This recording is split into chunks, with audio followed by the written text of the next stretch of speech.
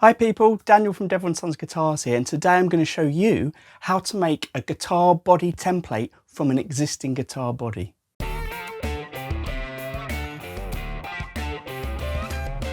Now, why would you want to make a template of a body you've already got? Well, there are lots of reasons. In my workshop, I have a lot of guitars come in that need paint jobs or repair work. So often I'm taking apart the guitar, and once I've got the body on its own, I normally make a template of that body if I don't have one like it. The reason is, in the future at some point, a client's going to ask me to make, for example, a Mockingbird or a Warlock or a Strat. It's great to have those templates here. And also I use those templates when I'm drawing out my own new shapes. I literally draw around them and rearrange bits of them. These are MDF, but I also use plywood, as I will be doing in this video. MDF is probably my go-to on templates that I'm using over and over again. Plywood is fine, but I do find sometimes it can splinter a bit if I use it too much. And I used to use acrylic, which is obviously transparent, which is great for when you want to line things up or see the grain underneath when you're positioning your template. But if your acrylic's too thin, using this method, using router bits, can be quite problematic. But there's no reason you shouldn't do it. So in this video, I'm going to be using routers. I've got my router table. Essentially, my router table has a plunge router underneath it. I'm using as well a plunge router and a palm router, sometimes called a trim router. Now I've got a 1/2 inch collet in my router table, which means it can take a bit with a wider shaft. The other two are set up with 1/4 inch collets. I prefer to use a 1/2 inch collet in the router table. It's a more powerful bit and I feel it's much more secure. So if you're interested in that, check out the description of this video. It's going to have a link to a playlist covering how I'm using the router bits. Speaking of which, I find that cutting corners by having cheap router bits is false economy. You're more likely to have problems if you do it like that. And in this video, I'm using 2 good quality router bits that I've got from Radian tools. They're both dual guide, which means there's a bearing at the top and the bottom, which is super useful for making templates like this. The 1/4 inch shank has got 3 flutes and the 1/2 inch shank has got 4 flutes, which essentially means 3 blades and 4 blades. So for each stage, I'm going to show you how I could do it with a router table or with one of my 2 routers, the plunge or the palm router. In fact, some things I wouldn't use a router table for, but every time I'm using the router table, it's got the 1/2 inch shank in it. And every time I'm using the handheld routers, it's going to be using the 1/4 inch shank bit. So today I'm making a template of this guitar body. It's actually a Fender Made in Mexico Strat. I've got this little method I use where I screw down the body to a piece of wood that I'm going to use to make the template with, using an old neck plate and some screws, and that normally holds it quite well in place. If it was a body that I was going to not want to keep afterwards, I might even screw the wood directly into the body. Now you want to start by cutting around the guitar, so you're quite close to the body. Obviously be careful not to cut into the body. The idea of being close to the body is when it comes to the router stage, you want as little wood to cut off with the router as possible. The more wood, the more pressure you're putting on the router bit. Now I want to give you some tips on how to use the router table for this process, but I've also got some tips on how to use a router table and router bits in the follow-up video to this when I'm actually making the body from the guitar. So I recommend you go and watch that as well. Now what you can see here is the top bearing will make contact with the body, but not all the way round because the body's contoured. So at certain points I'm going to have to raise or lower my bit so the bearing is always going to make contact with the body. So that means working in sections and being really careful and noting where you're going at any point. You don't want your router bit to hit a curve in the body at any point. The guitar has a curve over at the top and the bottom. So if your router bit is slightly too high, it's going to catch on the guitar body itself. Now I've deliberately done this on this guitar so I can show you what I'm talking about.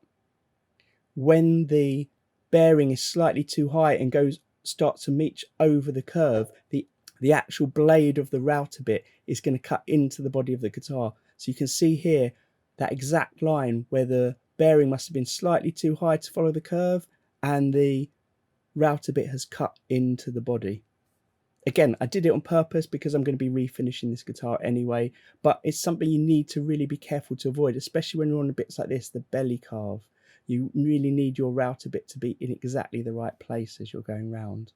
So here I'm going to show you a top view of going around the router. and I'm working my way slowly around. Now you can see here by the horns, I've left quite a lot of wood on, so the bit's working much harder. Now being a 1/2 inch bit and one from Radian, it's really good quality, so it's going to be fine to cope with that. But really, you want to get in as close as you can, and sometimes that's hard with the bandsaw, which is why I've left it a little bit thicker here.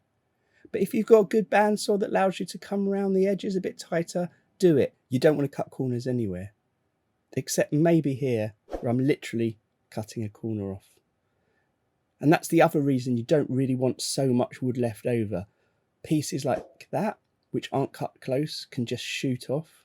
And now I'm going to have to stop my router table so I can get rid of that and not have it in the way to cause any accidents. I also want to give tips for when I'm using my router bits in a router. So here I'm using a trim router, and my router bit, again, the bearing has to follow the edge of the body. So I don't want it to be too high so it catches the top curve, and I don't want it to be going anywhere on the body where there's one of those belly carves or cutaways.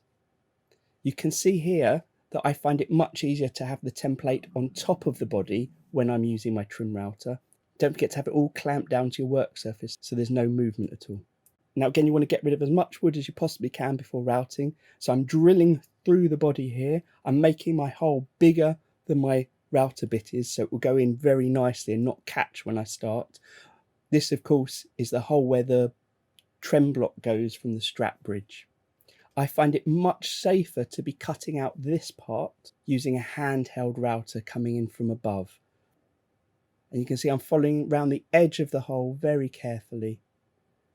And once my router is off, I can raise it, take the piece out. I've waited for my bit to completely stop moving.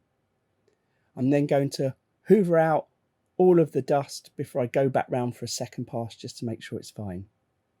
Now I'm going to screw this template down to another piece of wood because I'm going to make another version of it. I'm going to use that other version to cut some extra pieces into. Essentially, I can't have all of my guides for my router on one template. Now I'm going to adjust my bit to the right height so I can start trimming. I'll speed this bit up for you. You can see here I've left quite a little bit of wood around the edge of it. And again, ideally you want to go as close as you possibly can, but I'm doing this just to show you what it's like when you come in with so much wood around it and how much work the router has to do. Also, I think it makes quite a cool clip on the video. It's always cool seeing the shape of the guitar emerge when you're making your router template or using the router template to make the body. I always feel it's a little bit like magic how it becomes so smooth and perfect. And here you can see that process again, but this time I'm using my handheld router. In general, it doesn't really make a difference with using the templates, whether you're using the plunge router or the trim router. But I do love this camera angle with all the dust shooting at the camera. Again, I've left way too much of the wood on the side here, partly because I was hoping to get a good shot like this, and partly in the hope that I could demonstrate a bit shooting off again. That's why you don't want too much excess there. So you'll see in a minute that I'm not routing this exact shape in the new template because the new template is for the other side of the body, but there still is a hole here. So I'm using this just as my guide to drill the first hole. But in order to make sure I'm marking everything up for the cavities, for the pickups and the controls, I'm doing a very rough thing here, which is just using a bit of paper and a pencil to get the approximate shape, which I'm then going to put on top of my template just to mark out where I need to drill my holes for my router bit. Now, one of the issues of using a template that isn't screwed into the body because you want to keep the body is when you clamp it back together like this, you want to make sure everything is perfectly lined up. Obviously, if you had your screw marks, you'd be able to just put it all back together exactly. As I mentioned earlier, I would only screw it into the body if it was a waste body or a body that I was going to paint so I could fill the gaps. So what I'm using is this engineer square just to make sure everything is perfectly level all of the way round. Everything needs to match up and then be clamped down tightly. As well as clamping the pieces in place, one thing you can do is use the masking tape method, which is where I put tape on both the body and the template. Here I'm putting the masking tape on, but obviously it doesn't have to cover the gaps where the holes are. And I try to avoid the gap where the holes are because I find the masking tape can clog up on my router bit. So that means once I've finished, I have to take the router bit out of the router and give it a good clean. And what you do is masking tape matching on both sides. You put CA glue or super glue on one side, push them together. If you use an accelerator, that really helps. And then they're clamped basically in place. But when it comes to pulling it apart, you're just really pulling the masking tape off, not the glue bond apart. And it comes apart really easily. It's a good tip for lots of different types of woodworking. The problem here is you've got to glue it together and put it together quickly and use that engineer square to make sure it's all perfectly lined up before the glue totally seals. So I would advise maybe not using an accelerator in that case if you're not confident that you can do it quickly. And then I'm going to use that hole that I made before to put my router in and then work my way around. Again, for a process like this, I much prefer using a handheld router, because if you imagine this being on the router table, everything would be flipped upside down. You wouldn't be able to see the router bit as it comes in. You've got a lot less control and everything's much more hidden. When the pieces of wood come off as you go around the edge, they can interfere with the router bit a bit easier, whereas here they're going to drop down out of the way instead of dropping down to the router table itself and then causing a problem. And one thing to note on a strap body is there's a sort of a lip around this side of the cavity. So I've had to set my bearing quite high so it's not really going to fall into the deeper bit of the cavity. Now I've just got to adjust my router bit so that the bearing fits inside the neck pocket very nicely here. Obviously, you don't want the bit at the bottom of the bearing to stick, which sticks out, to catch on the guitar body itself. Now you'll see why I'm doing the neck pocket next. The neck pocket and the cavity for the trem block are really important to help me line up the next stage. And this is how I use that sheet. I'm just basically going to stick it down. I'm lining it up with the pieces I already have, the neck pocket and the hole for the trem block. And then I can basically trace it through to mark out roughly where the cavities are. It doesn't have to be precise because the router is going to follow the actual cavities of the guitar. This is just so I know roughly where to drill my holes, and I want to hog out as much as I can of that wood. So yeah, I'm just using my pillar drill to cut out as many holes as I can, staying within my very roughly drawn marker because I know that's within the space where the cavities are. I'm not going too close to the edges in case my drawing wasn't lined up perfectly. And once I've done this, I'm going to make sure wherever I can pull all the bits out so they don't get caught on my router bit. I'm working my way neatly around the edges of the cavities.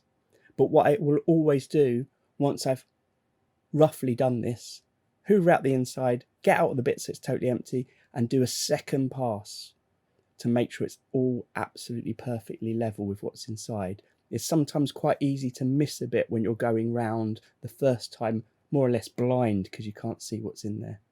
Now I want my template to include as many things as possible, including where the holes are for the neck. So I'm using the body itself as a guide. It helps keep my drill straight to drill through to the template. Now I haven't drilled all the way through the template because I don't want any chip out from the wood. So I've drilled it basically to make the mark, and now on my pillar drill with a very neat base underneath, I can drill through without risk of chip out. So I've got this flexible ruler that I'm using just to mark out the shape of the belly curve, and then I'm basically going to put a bit of paper underneath and mark it on the bit of paper. The idea being I'm then going to copy this shape over to my template, which is the back side of the guitar. Now because I've cut it on a bandsaw, it's not perfectly smooth, so I'm going to bring it over here to my oscillating spindle sander and give it a bit of a sand round. Of course I could have done this by hand. And I keep going back to the original just to check that it fits perfectly. One thing I like to do on my templates is mark as much as I possibly can about dimensions from the original body onto it. And the reason I do this is I might not have the original body to work from in the future. If you've just got the templates, you want to really know exactly what you're going to be cutting with them and how it works. I'm even trying to mark out how big the curve is that joins the two sides. You'll see on my video where I'm making the actual body that I'm using a router bit to curve it off. My router bit might not be the same diameter, and of course on certain guitars that curve's going to change as you go around the body, so keeping a note of it's really helpful when it comes to making the body, because you can always finish it off by hand and make sure it's perfectly a copy of the original. Now what I'm doing is clamping the two templates together and drilling some holes, which I'm then going to countersink so I can screw the templates together, because certain points I'm going to want to use the templates together so I can combine elements of it. For example, when I cut out the initial blank body, I'm going to cut around without cutting out the neck pocket. And my template here for the back, where the neck pocket is, also has this cutaway for where the belly carve is. So I can use one template to put it all together. Of course, I could have cut the belly carve on the top. I find it easier to have a template with all the things that are on the back of the guitar on the back template, and all of the things that are on the front of the guitar on the front template. And once I put them together, I'm just going to neaten it up with a bit of sandpaper to make sure there's no discrepancies between the templates, that they're nice and smooth and match up perfectly. Now I'm making some holes here, which you'll notice are inside the cavities. And the reason I'm doing that is to make the holes, I'm going to countersink them. And this is so I can screw this template down to my body blank and make sure it's not going to shift at all. And those screws that I put in to screw it down are only going to leave holes in the body blank where I'm going to be routing out a cavity anyway, so they won't leave a visible mark on the surface of the guitar. Again, you'll see all this in my video where I actually make the body. So here you can see the finished template. It's actually being filmed here after I've made a body with it, and I've done a few other things with it. So you can see it's changed slightly.